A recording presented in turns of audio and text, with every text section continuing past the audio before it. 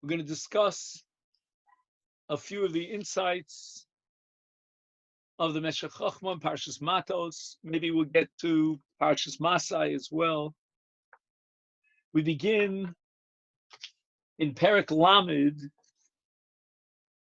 which is the Perek that deals with Hataras Nedarim and all the laws that have to do with vows. And the Torah opens up with the words Vaidaber Moshe El Roshei Matos, etc. Zeh Dover. But Meir Simcha wants to understand that phrase Zeh Dover, and in his opening piece here for Parshas Matos, he points out, based on Chazal, that when it says Zeh Dover, it means something that is a horas shah, as opposed to something that's noeg lidoros. Certain laws are codified for all eternity, and they will be included in the Taryag. And in other cases, the Torah commands us for something that is only relevant to that moment. And the prime example of that is what's called Miluim, and those were the days before the Hakamas HaMishkan, during which the Leviim and the Kohanim were engaged in chinuch, preparing for the beginning of their avodah. And if you turn to Shmos Lamed Hey, you'll see there also Zeh HaDover, and Chazal tell us that Zeh HaDover means Eino Noeg Lidoros. So the regulations that demanded fulfillment during the Yemei HaMiluim were specific to that period of time. Zeh HaDover. He quotes the Gemara in Baba Basra that in the parsha of Nachlos, of inheritance law, there too, the Torah speaks about Zeh HaDover, and this we had last Shabbos, Parshas Pinchas, Zeh HaDover Shetziva Hashem Lebnos Slavchad, and then it ends with the words V'lo Tisov Nachla, which means that we don't transfer ownership over the land of Israel from one shevet to another shevet. And that's relevant to cases where a woman from one shevet gets married to a man from another shevet. And the Torah says, "V'lo tesav nachla," that you're not allowed to transfer an inheritance in the land of Israel from one shevet to the other. That lav only applied at that specific time, and it's not included in the Taryag, and therefore the language Zeh HaDover, because Chazal consistently say that Zeh HaDover applies only to a mitzvah ha'orah l'shah, but not to a mitzvah l'doros. And Rabbi Simcha invokes a third example of this in the case of what's called shchutei chutz. There too, the Torah says, Zeh HaDover, Asher Tziva Hashem, Ish Mipnei Yisrael Asher Yishchat, Shor O Kesev O Eiz B'machne. And the Gemara raises the possibility that Shchutei Chutz, the prohibition of shechting a behemoth kodshim outside the Azor, might be limited to that period of time as El Rosh Shah. And the Gemara quotes a special pasuk. It says, "Chukas olam tiyeh zos lachem lidorosechem," and from the word lidorosechem, the Torah is teaching us that the Isur, the prohibition of shchutei chutz, applies for all generations. But in the absence of the special inclusion, the ribuy of lidorosechem, Zeh HaDover would have indicated that it's a horas shah. Therefore, Rabbi Simcha wants to understand, how is it that as the introduction to the Parsha of Nedarim, the Torah opens with the word Zeh Davar. It would seem, says Reb Meir Simcha, at the face of it, that all the laws of Nedarim are eternal and they apply in every generation.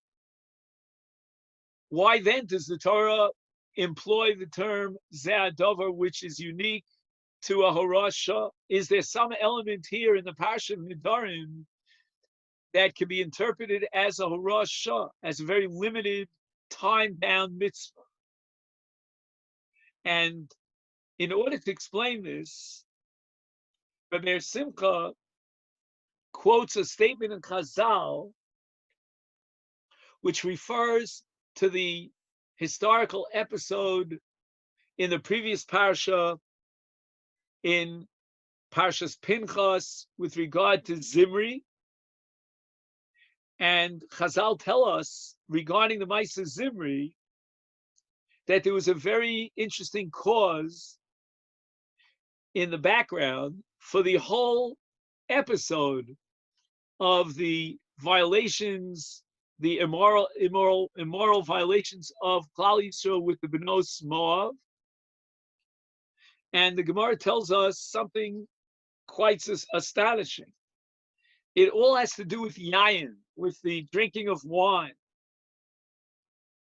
And the Gemara tells us in Sanhedrin, describing the chet of Vayitzamen ha'am lebal pa'or, that they worshipped the idol of Moab, which is called Baal Pa'or, before they had these immoral relations. And the Gemara says the reason for this is because the Jewish people purchased wine from Ammon and Moab. These apparently were the two nations that produced wine at that time. Today, we would be enjoined from drinking such wine. It's not kosher because it's yayin shel nachrim. We don't drink yayin shel nachrim. However, back in the day, when the Klal Yisrael went through the desert for 40 years, they had not yet instituted the gzera and the hora of yayin nachrim. So it was perfectly permissible for the Jewish people, any member thereof, to drink wine from Ammon and Moab, non-kosher wine, as we would call it today, because at that time it was kosher. And as a result, the Jewish people purchased the wine. They got so involved in intoxicating drinking that led to the Avera of Benos Moab. And therefore, if you take a look at Reb Meir Simcha, if you happen to have the text, he says, Mishum Yenam Bo Libnosehem.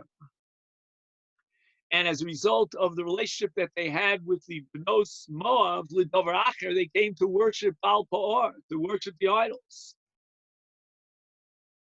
Now, part of the reason why there was no institution of what we call Gzera, of Yayin Nachrim, is because at that time, after the Mishkan was erected, they needed desperately Yayin for the Nesachim as part of the Avoda. The only way they could get access to the Yayin for Nesachim was by buying them from the local sellers in the market of Ammon and Moab. Okay, very interesting. So we see that the absence of the Gzera of Yayin Nochrim was the backdrop, according to Chazal, to the entire sequence of an episode of Benos Moab. What does that have to do with the Parsha of Nedarim? Says Reb Meir Simcha Lachein Amar LeRoshei Matos Ki Yiru Sheyasu Syagim Unedarim Unedavos Lebilti Lishtos Yayin Kidei Shelo Yavo Michshol Mizeh Moshe Kara Lenasi Zimri Shekine Kinas Shivto. He says the following, that the introduction to the Roshei Matos, the heads of the various Shvatim of Zeh Davar, is an implicit mandate to create a horas shah, meaning to institute an injunction, an enactment as your legal representatives of Klal Yisrael to prohibit Yayin. And the implication of Zeh Dovar, that Klal Yisrael, through their leaders, should take upon themselves a neder, which is a self-imposed obligation or prohibition to abstain from wine of goyim, that comes directly on the heels of Parshas Pinchas and the terrible episode of Zimri. And therefore, God is hinting to the Roshi Matos that they should see to it to establish these syagim, these fences, and these nidarim unidavos, that we should not be drinking the wine of the goyim. And this was meant to prevent a michshol for the future of Klal Yisrael. They should never fall into the same trap and get involved with immorality and eventually idolatry by drinking the wine of goyim. This would separate us from the peoples. And once the Sha'ah, that moment in time, and the episode of the Bnos Moab clearly indicated and revealed and generated the need for this neder, this self-imposed Isur, prohibition, it became now codified in Allah. So there were two stages, or we could call three stages. There was the episode and an analysis of the cause for that episode, that terrible Avera. Number two, the Roshi Matos would now have to enact a Gzera. And number three, once that Gzera, which is a Rosh Shah, meaning it's related to what happened at that moment in time, and to protect in the future from it happening again, the recurrence of that terrible tragedy, therefore it became finally codified in Jewish law for all eternity.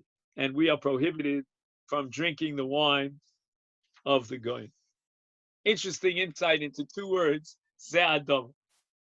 Now, if you'll fast forward in the same chapter, Lamed, to Psukim Zayin and Ches.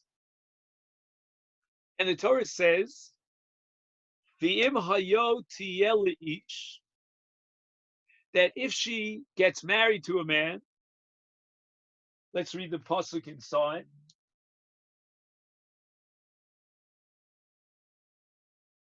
V'im hayo tiyeh le'ish u'nidarea aleha o mivtzas vaseha asher asra al nafsha v'shama isha b'yom shamo v'echrishla v'komu nidarea v'sara esarea asher asra al nafsha yakuv v'im yom shamo isha shmo isha yani osa v'eferes nidarea, etc., etc.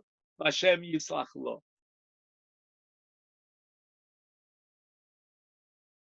Now, this particular unit of two psukim is integrated into a long parsha called Hafaras Nidarim. And these two psukim follow on the heels of Pasuk Hey, which addresses the case of an unmarried girl, a young girl, a Nara. She's 12 years old, and she took upon herself a vow, and the father is granted the power to nullify her vow. Then, at the end of this parasha, we're going to have a case in Pasuk Yud Beis of Bebeis Isha, right? The Pasuk Yud Aleph, the Beis Isha Nedara, and that's a case of a woman who is married with both Erisin and Nisuin. So it's a full-fledged marriage. And the pasuk says that if her husband is quiet, meaning he tacitly accepts and validates her vow, then v'kavu kol nidoreh, her vows are validated. Now, somewhere in the middle, between pasuk Hey and pasuk Yud Beis, the Torah has psukim Zayin and Ches as a unit of Im Hayot Tiyeh Le'ish. What happens here? He says the following, that the pasuk is talking about a woman who is married but not married. We start with a woman who's not married. She's single. She's in Beis Aviyah, and the father's granted the rights to revoke her neder. We end with the husband's exclusive right to revoke her nedarim in the case of Beis Isha, which means bias means after Nisuin. So the marriage has come to a perfect culmination. But in the middle, we have Im Hayot Ish. And here we have a woman who is still part of her father's domain, but yet she's already entered into her future husband's domain.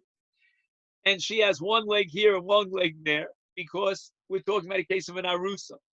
So the first stage in marriage has been implemented, erusin, but not nisun. She's still living in her father's house, but she's an Ashes Ish. She's married to her husband. In such a case, the Torah tells us that there are two people who work in tandem to nullify her neder. And that's her father, because she's still a Nara who hasn't left her father's rishus, and her husband, because of erusin, the first stage of marriage. And Rabbi Simcha says the following, that both, as we said before, the father and the husband will, as a joint effort, be Mefer Nedarim. But what happens if the father was Mefer the Neder? He wants to revoke the Neder, but the husband is not interested in revoking the Neder. And therefore, Hichrish, he was quiet, or Kiyem, or he even validated the Neder. So then we have a machlokas in the Gemara between Beis Hillel and Beit Shammai in the last parak of Masechta Nedarim, and that's called either Miklish Kolish or Megas Gaius. And what does that mean?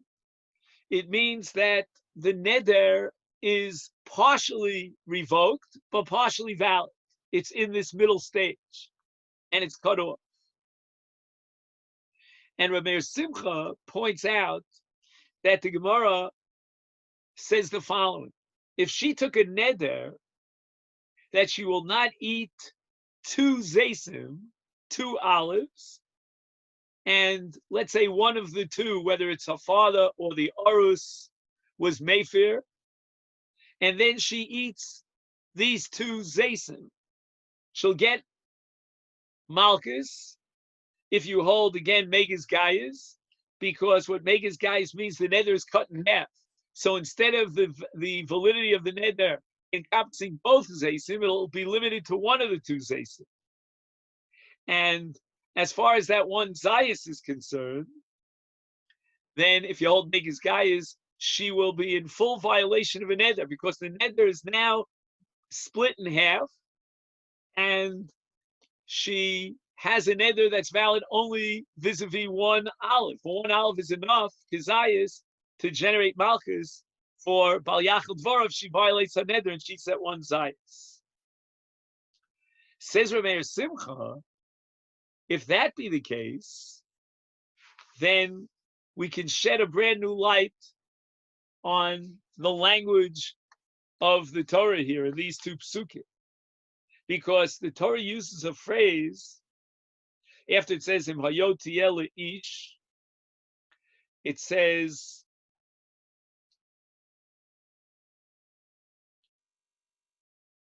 just 1 second, let's get the pasuk here.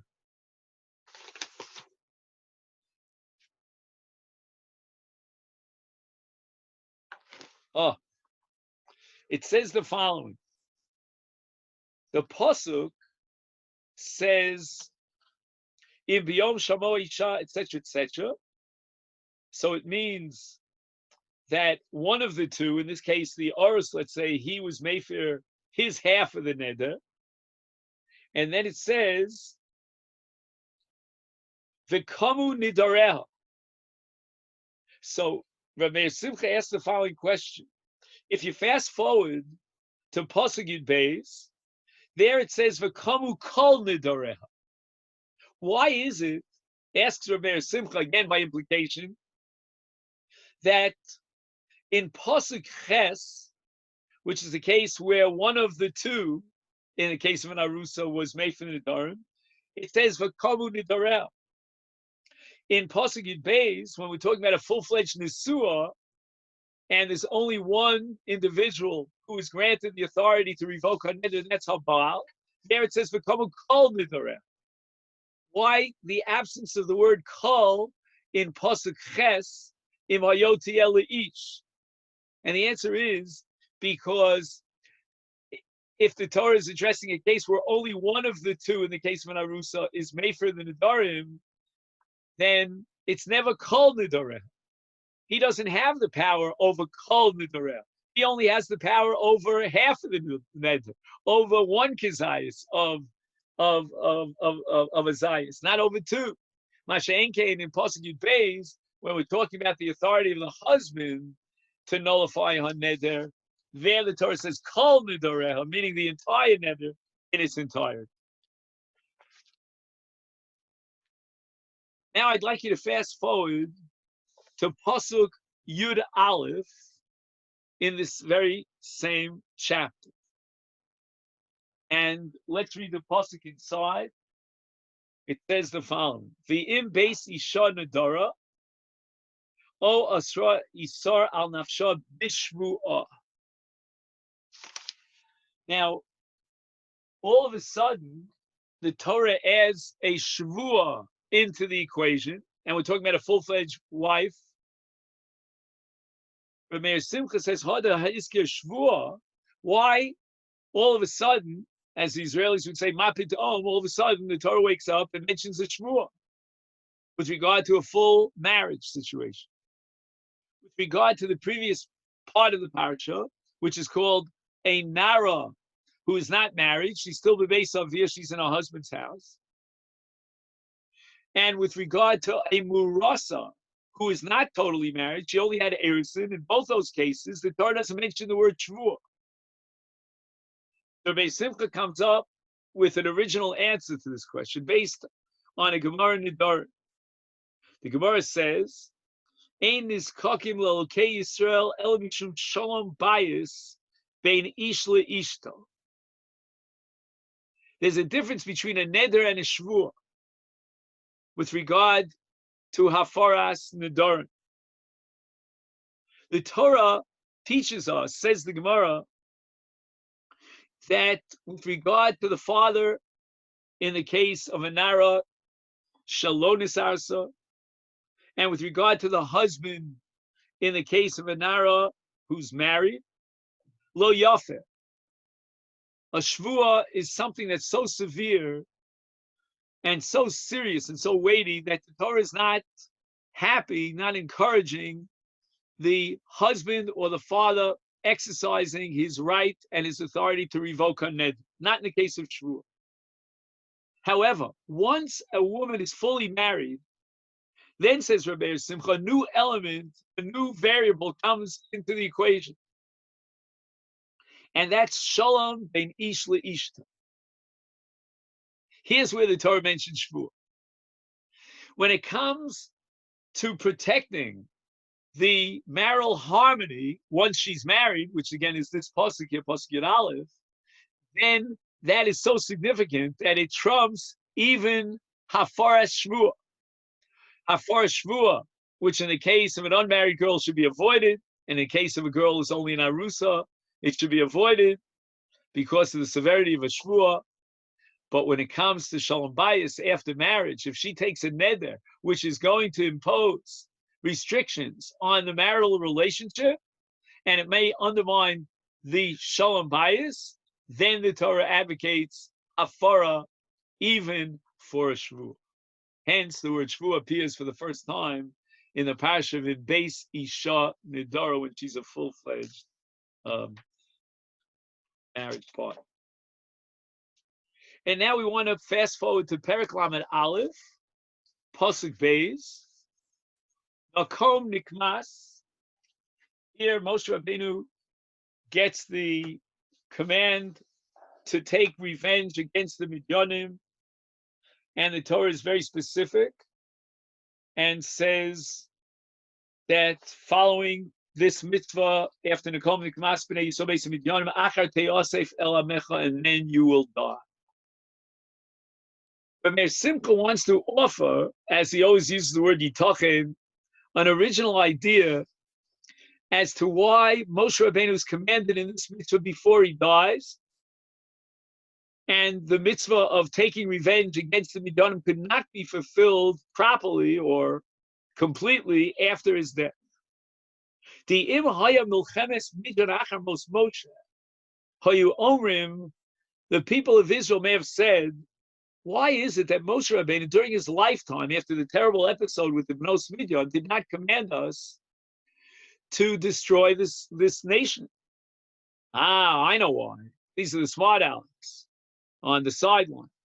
Lefisha Moshe hichnif lahem, lefisha haya chasan Yisro, v'yoshav b'midyan shanim rabbos.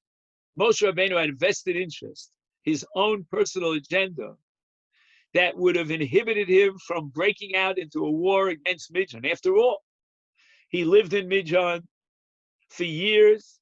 He married the daughter of Yisro, who was one of the great leaders, the religious leaders of Midyan.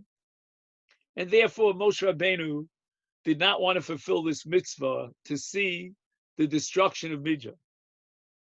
And therefore, in order to avoid such hotzas laz, so to speak, if I can use that phrase, of people casting aspersion on the agenda and the interests of Moshe Rabbeinu, he would have to take revenge against Midyan before his death, and that would guarantee that no one would have questions about why Moshe Rabbeinu was hesitant. He was not hesitant, and he immediately, without hesitation, fulfilled this mitzvah. It's interesting, at the end of this very short paragraph, Rabbi Simcha ends with the ayin b'medrash. And I think what he means is that the medrash says that you yourself, Moshe Rabbeinu, should be the leader of this military campaign against Midyan. And the medrash says, why is it then that immediately after this, when Moshe receives this mandate, he appoints Eliezer as the chief commander-in-chief of the armed forces of Israel? After all, Moshe Rabbeinu got this mitzvah, and the Medrash says that Eino B'din Shani Miyatzer L'Misha Nasa Litova. The mashal of the Medrash is that if you drink from a bar and you need its water to survive, you don't throw a stone into the bar. So that Hakaras HaTov becomes the reason, according to the Medrash, why Moshe Rabbeinu himself was not at the forefront of this battle against Midyan. Instead, he appoints Eliezer. But from Rabbi Simcha's point of view, the Torah and HaKadosh Baruch Hu's mandate to Moshe went out of its way to impose this responsibility on the shoulders of Moshe Rabbeinu, lest people say, well, Moshe didn't want to avenge Midyan because Midyan was so kind to him, so to speak, and he held a debt of gratitude for Midyan. In this pasuk, the Torah says, Nikom Nikmas B'nei Yisrael Me'es Midyan. We are avenging B'nei Yisrael. In the next pasuk, Moshe Rabbeinu says, Nikmas Hashem B'Midyan. And Rabbi Simcha sees in this L'chora contradiction a very fundamental principle about the relationship between Almighty God and his nation and his chosen people. In Pasuk Gimel, Law says, Nikmas Hashem B'Midyan. Moshe is addressing the people of Israel, and he calls it Nikmas Hashem. When Hashem Yisparach is addressing Moshe Rabbeinu in the previous pasuk, it's called Nikmas B'nei Yisrael. Says Rabbi Simcha, Ki hu chash al daman shel Yisrael. It was HaKadosh Baruch Hu who wanted this to be Nikmas B'nei Yisrael. It was part of a divine plan. This was a nation Midian that was responsible for the cause of the death of thousands upon thousands of Jews. And therefore, HaKadosh Baruch Hu certainly wants to be Doresh Damam Shel Yisrael.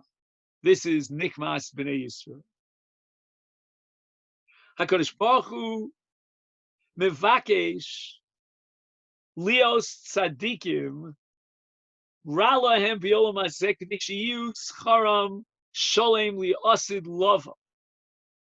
On one level, from a divine perspective, God wants to postpone reward till the next world and punish the tzaddikim in this world for the very limited violations that they may have perpetrated during their life. Again, all relative to the tzad.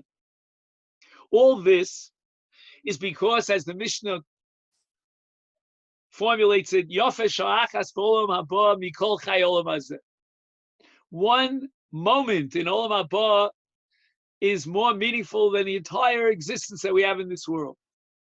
And therefore, God operates for the best interest of the tzaddikim in purging them of any sins that they may have had during their lifetime for the sake of olam haba.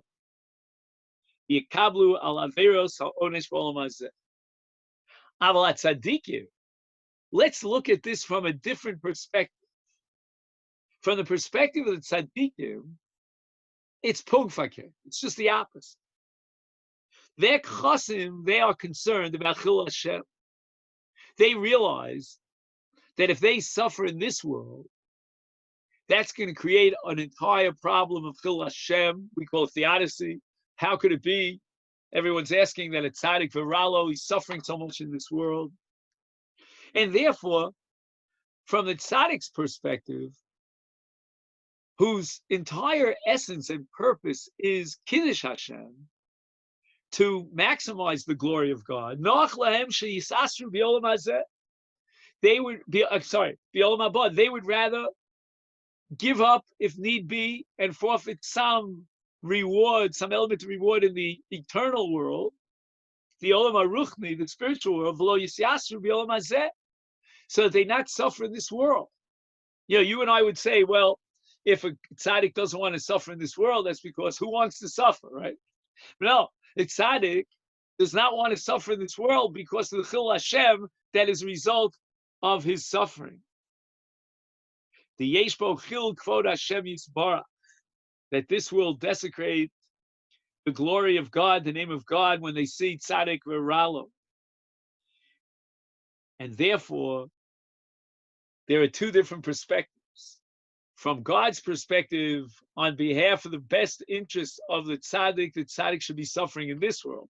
From the perspective of the righteous, who want to protect the glory of Hashem in this world, they would prefer not to suffer in this world, even if it means forfeiting some element, some dimension of their reward in Olam Haba. And Rameir Simcha invokes a sugya in Meshech Avodah Zarah in the name of Rabbi Abba, who is in turn interpreting a pasuk in Tanakh in Hosea. And Ani Amarti, I said, Yizku li'olam haba. God says, let him have a total clean slate when they get to Olam Haba. And Ani Asarti chazki zoasa v'elai yechashvu ra. Omer HaKadosh Baruch Ani Amarti Isaram v'isurim v'olam hazeh, I will bring upon the tzaddikim suffering in this world. Today sheyachzaku zoseim li'olam haba, they will absolutely be strong with a clear slate in the next world.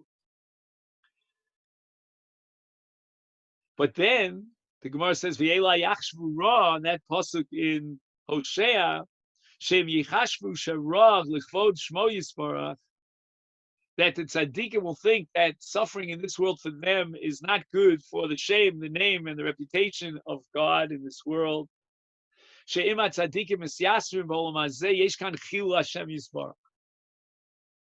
To summarize, in this presentation, Rameir Simcha shows that Nikmas Mijan can be seen from two perspectives. And that parallels the two perspectives of tzaddikim suffering in this world. From the divine perspective, that's a good thing, because this way they'll get a full schar in Olam Haba. From the perspective of tzaddikim, it's a bad thing for them to suffer in this world, not because of their suffering, but because of the Chil Hashem as a result.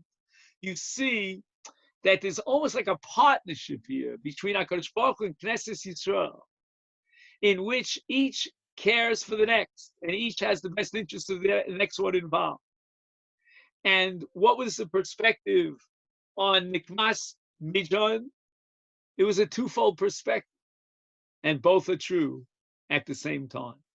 From the divine perspective, those who brought about so much suffering and devastation to Klal Yisrael have to be avenged, and that's called Nikmas B'nai Yisrael in Pasuk Gimel over here.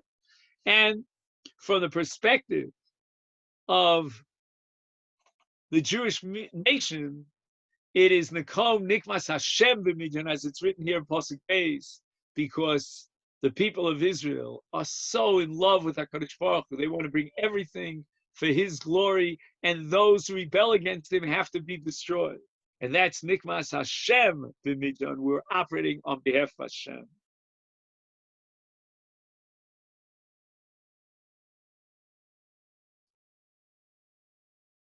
Okay. Now, let's take a look at Perek Lamed Beis. And this, I believe, is, again, there's so much here of Matos, but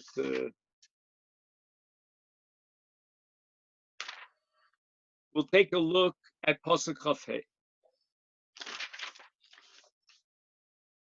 Very small piece in Reb Meir Simcha.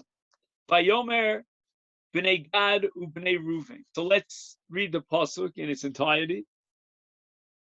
And Reb Meir Simcha, in 4 lines, very short, but I think there's a lot here, is going to focus our attention on the first word in this pasuk. It says, Vayomer B'nei Gad u'B'nei Ruven el Moshe, Avadecha Yasu Kasher Adoni Mitzaveh. You know, remember that B'nei Gad u'B'nei Ruven wanted to inherit the land of Sichon v'Og on the eastern side of the Jordan, and Moshe Rabbeinu commanded them to go out in battle against the nations, the 7 nations, and conquer the land with the rest of the Shvatim. And B'nei Gad u'B'nei Ruven accepted this mandate. But look at the first word in the pasuk. Very strange. I mean, it just jumps at you like a sore thumb. Vayomer B'nei Gad u'B'nei Ruven. What do you mean Vayomer? It should say Vayomer. And we'll see how Rashi interprets this use of the grammatical singular when the plural would have been more appropriate. But before that, let's just mention, as a sort of a segue into Reb Meir Simcha, that the Baal HaTurim says that the word Vayomer means Hagadol Shebahem. So we have 2.5 Shvatim, and they elect a representative, and he speaks on their behalf. And he tells Moshe Rabbeinu, Yasu, Avadecha Yasu Kasher Adoni Mitzaveh. And it's Vayomer in singular because he is the appointed leader over these tribes. And a lot of the Mefarshim mention this Baal HaTurim because they believe that the Baal HaTurim is really giving us a deeper insight into Rashi. Rashi, noticing that Vayomer is in the singular, says that they spoke all of them as one man. In other words, even though the appropriate grammatical form would have been Vayomer in the plural, but the Torah emphasizes they all unanimously agreed to commit themselves, as Moshe commanded them, to go chalutzim, to be at the front lines in conquering the 7 nations of the land. The Baal HaTurim, and you'll see this, by the way, if you're ever interested, again, about 10 years from now, we'll finish the Meshech Chochma, then we'll study the Netziv Mivalozhin, the Hemek Dover, also outstanding and profound insights into the Parsha. So he takes this Baal HaTurim one step further. And he says that the reason why they had to appoint a leader, as the Baal Turim says, Vayomer, he was the spokesman, is because as long as they were part of the rest of the Shvatim entering into the land of Israel, then Moshe Rabbeinu was the leader, and he would be succeeded by Yoshua. But now that they were, so to speak, breaking off as an independent part or segment of the nation of Israel, they needed their own leader. They were now settling Evar LeYarden, and they needed to choose someone from amongst their tribes because the rest of the tribes were crossing over the Yarden to the land of Israel. And when they began their settlement in the lands of Og and Sichon and so forth, they needed their leader. Moshe Rabbeinu was the leader over the Sanhedrin. They needed their own leader. Okay. Now, Reb Meir Simcha, by implication at least, quotes two Gemaras. One Gemara he actually mentions explicitly, and that's the Gemara Ksubis. The Gemara Ksubis is based on an earlier sugya, Masechta Sota. I'll point out to you Rabbi Yeshua in Masechta Sota. Rabbi Yeshua says the following, that Rotza Isha Bekav V'Tiflus Me'asora Kav. The Gemara there is talking about a case in which a woman who's married to a man has the rights to either agree or consent or oppose her husband's change of profession. Why is it so relevant to her that her husband wants to change his profession? So the answer is that some professions require travel abroad, and others do not require travel abroad. And the Gemara in Ksubis, based on this statement of Rabbi Yeshua in Sota, gives the following example. There were donkey drivers and there were camel drivers. I guess in our language we would say there were taxi cab drivers and then there were pilots who flew airplanes. So the camel drivers were like the pilots. You know, they went for long trips. They had a whole entourage of camels that, you know, were laden with many burdens. They would travel through the desert, and they would stay away from home for long periods of time, extended periods of time. So imagine a man is a taxi cab driver. He's a Noeg Chamar. You know, Chamar means a donkey, so he's local. And he wants to change his profession. He wants to become a camel driver, which means that his wife is going to see him once every 6 months or whatever it is. For long periods of time, he'll be out of the house. So the law is, in the context of Jewish ksuba marriage laws, he, in order to get the approval and the permission halachically, according to Jewish law, to change his profession in such a way that he'll make a lot more money, because pilots make a lot more than taxi drivers do, I assume. I mean, today, I don't know who owns that big company in Israel anymore. But anyway, leaving El Al aside, that you get a much greater salary. But on the other hand, you're away for many weeks at a time, long stretches at a time. So the Gemara insists that in such a case, the Baal wants to change his profession. He has to get his wife's approval. And Ayin B'Poskim, again, we're not entering into the contemporary halachic ramifications. So Rabbi Yeshua in Masechta Sota, Daf Chaf Aleph, in order to explain the underlying principle here, he says that Rotza Isha B'Kav, Kav is a very limited amount of finance, of income, but she wants Tiflus. Tiflus means a close intimacy, to feel close to her husband.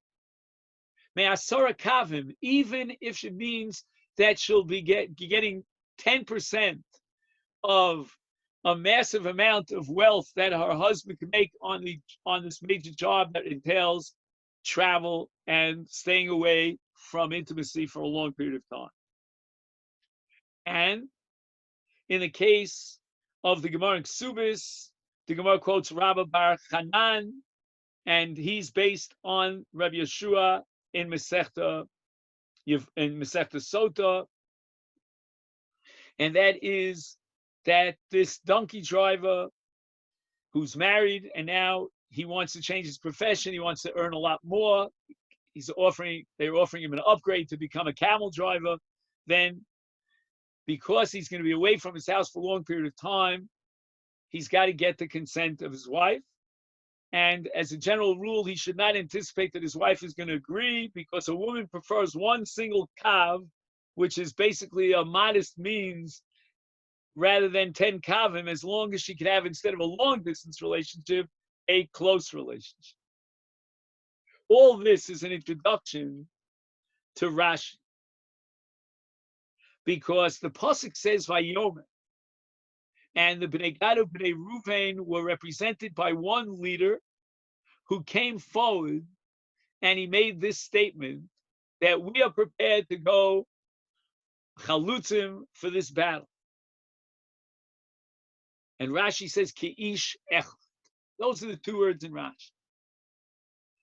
And as we saw in the Netziv Mivaloshin, based on the Balaturim, Rashi means to tell us Ki'ish Echad, that they all agreed and were represented by one leader, but there's a unanimous backup to this leader, that they were willing, for the sake of inheriting this land on that side of the Jordan, to be the first to cross the Jordan on the other side and begin the conquest of the 7 nations. Says Rav Simcha, name. That's not what Rashi had in mind. Rashi Pirush, Shegam Anoshim Hiskimu Imahem. That the word Vayomer here in the singular, Ki'ish Echad, in Rashi, means male and female, husband and wife, as the pasuk says, "V'hoyu lebasar echad."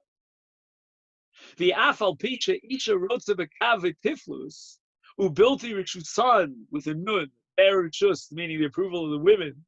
Lo hayu cholim lemor. Rabbi Simcha says that there was no way, halachically, that Bnei Gad and Bnei Ruvain could rightfully make this commitment to Moshe Rabbeinu, to leave their homes on the eastern bank of the Jordan for long periods of time. It was actually a period of approximately 7 years of conquest, in order to fulfill Moshe's mandate. They had a right to say to Moshe, no go, my wife won't let me go. She doesn't want to part with me for 7 years. Says Rav Moshe, says Rav Meir Simcha, that's what it means, Vayomer. Vayomer means one voice of the husband and the wife, because she agreed that this was a very important campaign. This was the glorious moment of conquest of the promised land. All the promises of divine being were now coming to fruition, and she gave the okay. And with that approval, the Bnei Gad and Bnei Ruvain said, Vayomer, we speak out of one voice, husband and wife. Fascinating interpretation of a pasuk and Rashi. Very, very original. This whole presentation of Meir Simcha reminds me of a very famous Gemara called Tav Lemesa and Tav Dumi Lemesa of Armel. And the Gemara says that it's a schus. It's good for a woman to get married, even with some sort of a jlab, pardon the phrase, rather than to remain alone. Loneliness for a woman is a very severe experience. I mean, it's not great for a man either to be lonely, but for a woman, it could be devastating. That's why I have a friend of mine who every Friday he calls up a whole bunch of widows. He's got a list, and he has a good word for each of them, just to cheer them up. And when we speak about the loneliness of a woman, it's fascinating that Eve, that Chava, was born with a husband from the get-go. Man was born alone. He was created yechid. So maybe a male can experience loneliness, but for a woman, that's very, very different. And now, just to make sure that we get in a little of Parshas Masai before we say goodbye to each other, let's fast forward to Perek Lamed Hey. and we're looking at Pasuk Chaf He.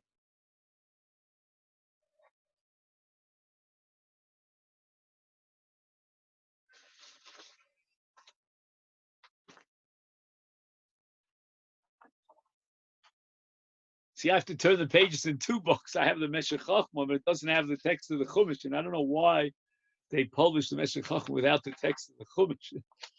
But in any event, okay. What are we talking about? The Torah is addressing the case of what's called a Rotzeach B'Shogeg, and he has to run to the cities of refuge, to one of the Arei Miklat. And how long does he have to remain in Golus in the Ir Miklat? The Torah says in Pasuk of Hey, V'yashav ba admos hakohen hagadol. He has to sit settled in that city until the death of the Kohen Gadol. Ad kan, I understand. Now we have the end of this pasuk is very, very ambiguous. I always tell my wife, and I think it's a good message for marital harmony, leave out pronouns, because pronouns are so confusing. You don't know who it's referring to. Here's a case of an ambiguous pronoun. And the Torah says, Asher Meshech oso b'shemen HaKodesh. Now, you and I, if I would wake you up in the middle of the night, you would say, Asher Meshech oso is a reference to the Kohen Gadol. That's only because we know the maskana, the final conclusion of the Sugid Makas on Daf Yud Aleph Amid Beis. But the Gemara raises what we might call pshuto shel mikra. And this phrase, Asher Meshech oso, goes back on v'yashav ba. There's an earlier pronoun in this very same pasuk, and it refers to none other than the Rotzeach himself. And therefore, Asher Meshech, the one who's doing the anointing, also of the Kohen Gadol, should be the Rotzeach himself. And the Gemara immediately rejects this Havamina. There's no way, no how that you can justify this interpretation, al pi pshuto shel mikra, that it is the Rotzeach who anoints the Kohen Gadol. And therefore, the Gemara reinterprets it. Asher Meshech oso b'shemen HaMishcha, says the Gemara, Nimshach. He was anointed, meaning the Kohen Gadol who is anointed, and the also refers to those days after the Ritzicha, after the murder was actually implemented, the act of murder. The Gemara goes on to build a very sophisticated halachic structure to answer the question, at what moment did the Kohen Gadol die? Now, if the Kohen Gadol died before the act of murder, then that's meaningless. What if the Kohen Gadol died after the murder, but before what's called Gmar Din? The sentencing has not yet taken place. Every Rotzeach, in order to be Chayiv Galus, to go into the Miklat, has to be sentenced by the Bezdin. And we need a Bezdin HaGadol, a Sanhedrin HaKtana, and we have to decide whether or not he indeed murdered this fellow, B'Shogeg, and then we send him off to the Miklat. Now, if the Kohen Gadol dies after the sentencing, after the Gmar Din, then once again, we have no question about it that the Rotzeach will go free.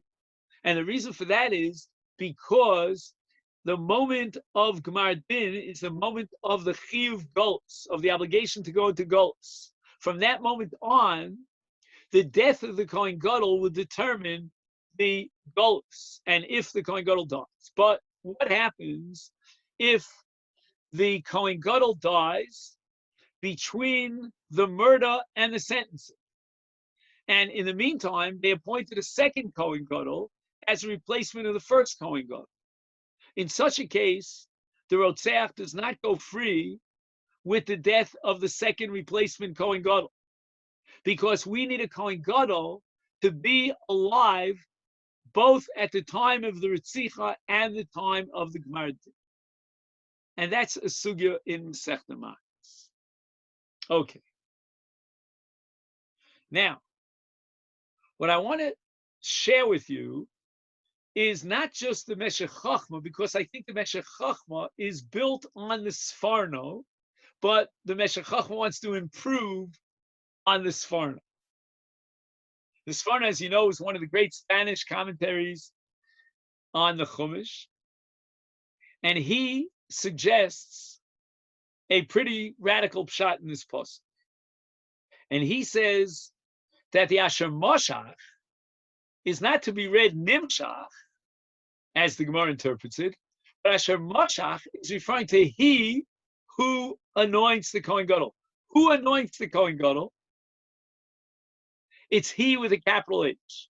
The pasuk of Asher Moshach, with that pronoun, is referring to Almighty God. My high. Says the Sfarno that a Rotzeach B'Shogeg is a generic term that includes many, many different levels and nuances of Ritzicha B'Shogeg. We have a Rotzeach B'Shogeg who's Karav Le'ones. There was such circumstances really beyond his control. We have on the other extreme Karav Le'mezid. He was really negligent. He should have checked out the acts to make sure it was. And in between, we have a long, long range of different nuances going from almost ones to almost mezid. And what's common to all of these rotzchim is that they go to the Ir Mikla. Now here, there's a strange phenomenon. The Torah says that how long will the Rotzeach B'Shogeg have to suffer in exile in the Ir Mikla until he can finally come home to his family? It all depends on the death of the Kohen Gadol. That doesn't seem very justified, because every single Rotzeach is going to be freed at the moment of the Mises Kohen Gadol. Some of those Rotzchim may be a month in the Ir Miklat, or even less. Others will be, swallowing in the Ir Miklat for years. And there doesn't seem to be any justice. Says the Sfarno. That's what's going on here in this pasuk. Asher Moshach Oso B'Shemen HaMishcha. HaKadosh Baruch Hu will determine when the Kohen Gadol will be anointed. And God's decision will include a perfect justice to determine when the Rotzeach, under what circumstances the death of the Kohen Gadol, will free the Rotzeach from the Ir Mikla. If, for example, Hashem, in his divine wisdom, understands that this Rotzeach is Karav L'Mezid, he really deserves to be spending his entire life in exile, then HaKadosh Baruch Hu will see to it that the Kohen Gadol will die before the Gemara did, before the sentencing, which means that even if a replacement Kohen Gadol is appointed, the Rotzeach will not go free.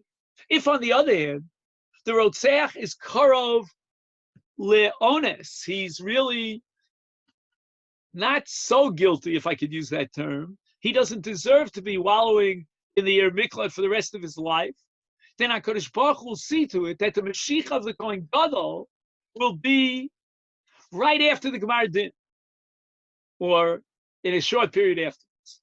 So who's behind the scenes here to see to it that justice is meted out and that the Rotzeach will live in the Ir Mikla and suffer this exile for a longer or shorter period, reflecting the kind of severity of his negligence? It's HaKadosh Baruch Hu. How does HaKadosh Baruch Hu intervene in determining how long the Kohen Gadol, how long the Rotzeach B'Shogeg will remain squallowing in the Ir Mikla? Through the Mashiach of the Kohen Gadol. A brilliant insight of the Sfarno. Comes along Rav Meir Simcha to, if I could use the term, improve on the Sfarno. And he says, Vayoshav ba and he, the Rotzech, will sit in the city until the death of the Kohen Gadol. Asher Mashach Oso b'Shemen HaKodesh. And what does that mean? Asher Mashach Oso. You know who's indirectly anointing the Kohen Gadol? It's the Rotzeach himself. That was the original Havamin, as we mentioned in the Gemara Matos, because the Pasuk says, the Pasuk opens up with speaking about the Yashav Ba, he will sit in the city of Miklat, and that's a reference to the he of the Rotzeach, and therefore Asher Mashach is also referring to the Rotzeach. How so? Says Rabbi Simcha, Tiad Shalo Nigmar Dino, Mes Kohen Gadol, Umina Acher Tachtov, Uliacher Mikan Nigmar Dino. The Rotzech will not go free because it was only after the Ritzicha, but before the Gemar Din, that the Kohen Gadol died and he was replaced. Yitochen, it's possible the Horlono Akos of Ofani Han Hogas Hashkocha. Here he's referring to the Sfarno, that the way that HaKadosh Baruch Hu in his divine providence will mete out justice is hinted, is intimated by this pasuk Asher Mashach Oso. Sheitachem shebechei kanagasa asher b'shvil sivas ish prati yumad zel Kohen Gadol. This person will be appointed as the Kohen Gadol at a particular moment in time, all because of one ish prati, one rotzeach b'shogeg, to determine whether and when he will go free. That the Rotzech will remain in exile until the death of the Kohen Gadol. If a replacement Kohen Gadol will be appointed, perhaps he will live a short period of time. But on the other hand, this Kohen Gadol is a young fellow. He's got a lot of, he's got Chaye Olam. He's going to live for the next 50 years. He will be appointed, Laman Asher Golazech Yechavish B'Miklato Yomim Kabiri, so that this Rotzeach, who's close to Mezid, his negligence was intolerable, unforgivable. Now, I don't know whether they call it second-degree murder, third-degree murder, but whatever it is, he's a murderer. He will last and live in this Ir Miklat in exile for 50 years, and HaKadosh Baruch Hu will see to it, Asher Mashach, that the Kohen Gadol who will replace the original one is a young Kohen Gadol. V'chein ipcha, or the opposite. HaKadosh Baruch Hu will see to it that the Kohen Gadol who's going to replace this one is an Alta Yid. He's an older Kohen Gadol. He's not going to live very long, so that this Rotzech, who's Karav L'Shogeg, will be freed from the Ir Miklat and a premature date. The Ayin Bakdama Lepirish of Shnai Shel Rabbeinu. The Rambam has a very famous introduction to his commentary on the Mishnah, in which he says that sometimes you can have a person who the Rambam describes as an Adam Tipesh Uksil, and he's enjoying a very comfortable life. The Yeshlo Nachas Ba'olam, the Rambam says, as opposed to another individual who's very intelligent, and he might be an employee of the Ksil, of this person who's on a lower level. And the Rambam says that the entire existence of this Ksil is arranged by HaKadosh Baruch Hu so that he can benefit this other individual, this employee of his, who's a very special person. And that is the Matoras Habore, says the Rambam. This is the divine agenda and the purpose of Hashem. Imagine the entire life and success of this Adam Tipesh Uksil is for the benefit of one person that's on his payroll. And that's how the Rambam understands the Hashgach HaKadosh Baruch. And therefore, says Rabbi Simcha in conclusion, and we'll have to end now, he says, Lazeh Omar Asher Moshach Oso, which clearly refers to the Rotzeach. He's called the Asher Moshach Oso. He is really behind the scenes in the driver's seat to determine which Kohen Gadol will be appointed and when. V'hu asiba l'mishichasa. That as the Rambam says that sometimes a person will be put in a situation by divine providence for the benefit of someone else, and here for either the benefit or the detriment of the Rotzach, depending upon where he is on the scale of Mezid and Shogeg, this Kohen Gadol will be appointed. And it's all B'sibas HaRotzeach, hence we understand the pasuk of Asher Moshach Osa.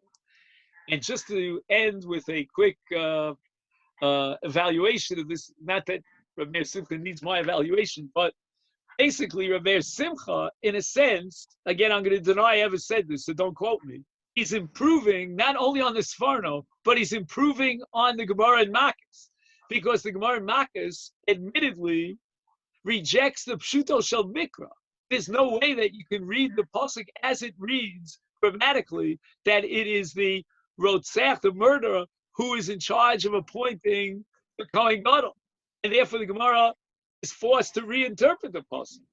And it's not like the Sforno that Asher Moshach Oso is an indication that God is going to make the decision. Ezra Meir Simcha, the Torah wants to tell us what is behind the divine decision. What is the first cause? And that is the Rotzeach himself. Hence, we can reestablish the Pshuto Shel Mikra, as the Gemara itself tried to do, but was not successful, that the Moshach is referring back to the Yosha, and it's all referring to the Rotzeach himself. Rav Osai, at this point, I will wish you all a good Shabbos. If anyone wants to stay a little bit longer and discuss some of the issues, I think we covered about 7 or 8 pieces in Rav Meir Simcha. And what I'm happy about is that we got a little bit of Parshas Masai in there, not just all of Parshas Matos. Berzon, just one comment on that last board, on the last insight. What are you doing here at this hour?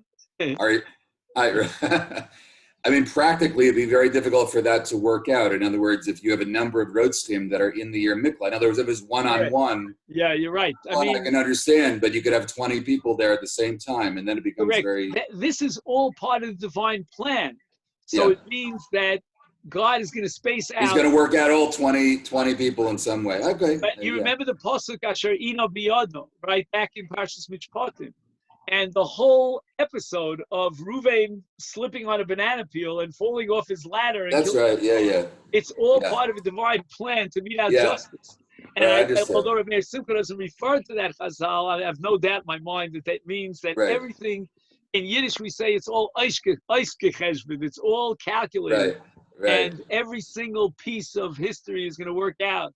But fascinating that in this particular Sforno, and if you get a chance to look at the Sforno, God arranges the Kohen Gadol in such a way that based on this sliding scale of Rotzach Shogeg, the proper suffering and the amount of years that he will spend in the Yer Miklat is absolutely just and reflects the nature of his. Right here. Yeah, very good. Okay, then. But again, that was just one of. Thank you very much.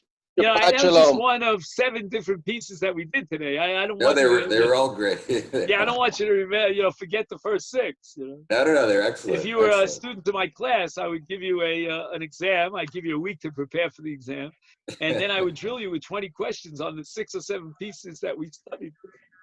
He's amazing, Rav Meir Simcha. I mean, I found out, by the way, just recently, I didn't know this, that Rav Meir Simcha never actually wrote a commentary on the Torah. These were notes. Every so often, when he learned the Sugya in the Gemara, and all of a sudden, or Medrash, and all of a sudden, he remembered a pasuk. This would shed a new light on the pasuk. He would write it, and the Meshech Chochma spans a long, long period of time, maybe 50 years of his life. And it reminds me, I have a good friend, my close buddy, Rabbi Shurin, Yitzchak Shurin. I don't know if you know him. He's a grandson of Rav Yaakov. And he says that in the family, they have Rav Yaakov's diary. And what does Rav Yaakov's diary look like? It has the date on top.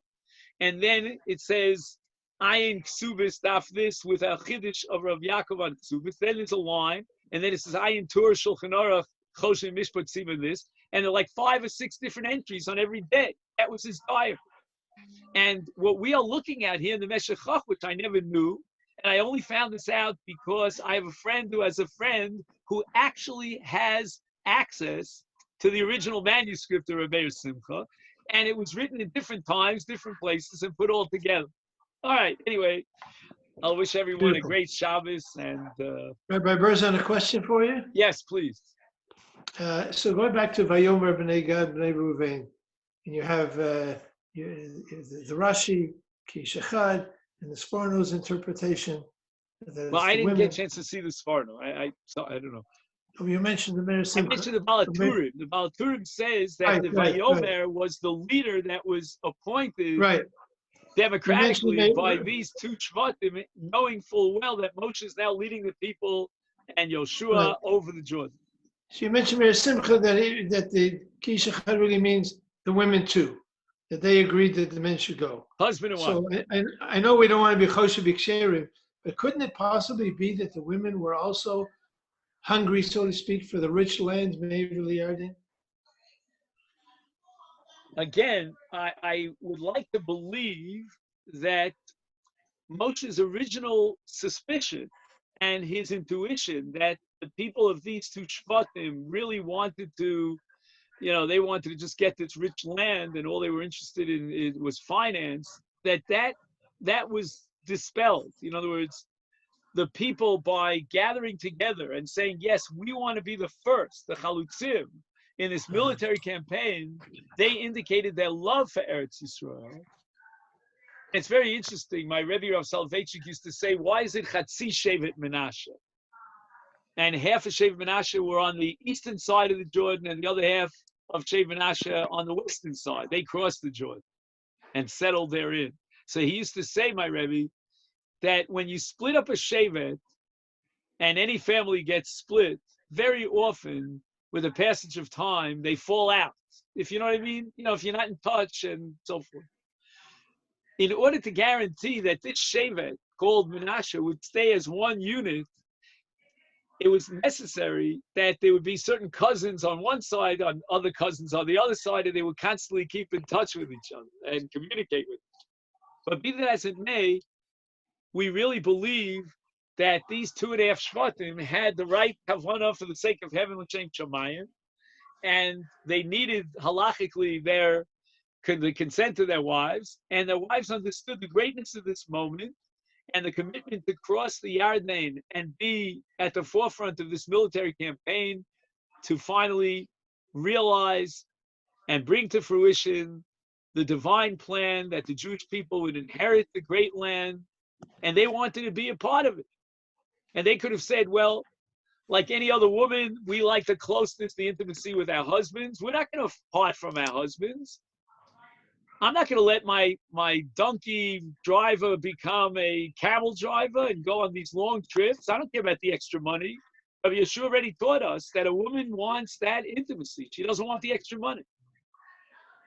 And Rabbi Simcha applies that here, and he says that they weren't interested in the extra money in this case. They were interested in being part of a great campaign, a once-in-a-lifetime, perhaps once in Jewish history campaign, under the tutelage of Yoshua, to be there and conquer the land so that we could settle it. And It was the deal of the century.